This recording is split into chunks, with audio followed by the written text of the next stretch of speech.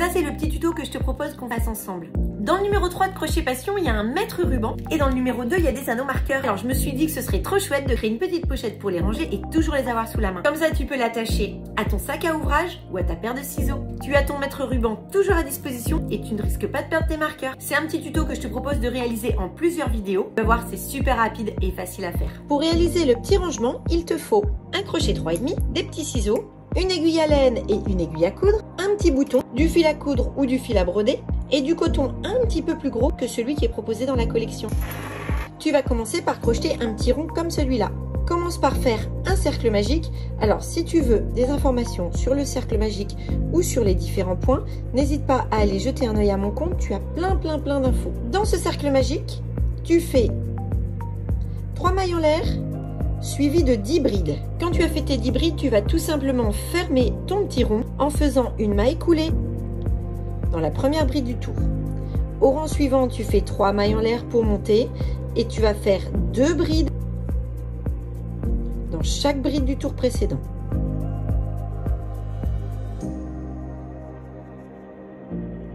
Et à nouveau, tu fermes ton tour en faisant une maille coulée dans la première bride du tour. Au rang suivant, tu fais 3 mailles en l'air pour monter et tu fais une bride dans la première maille et 2 brides dans la maille suivante.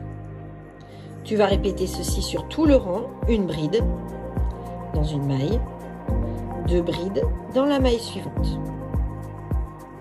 Et de la même manière, tu termines en faisant une maille coulée dans la première bride du tour. Maintenant, tu vas faire un dernier tour, tu fais une maille en l'air pour monter, une maille serrée, cette fois-ci dans la première maille, une nouvelle maille serrée et dans la suivante, 2 mailles serrées dans la même maille. Tu recommences une maille serrée et 2 mailles serrées dans la maille suivante.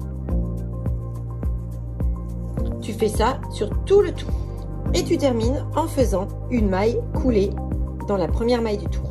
Alors tu vas faire 2 petits ronds comme cela. Le premier, tu coupes le fil à l'issue du cercle et le deuxième, tu le laisses sur la pelote. On se retrouve demain pour la suite. On a donc fait nos 2 petits ronds. Dans une prochaine vidéo, je te montre comment les assembler.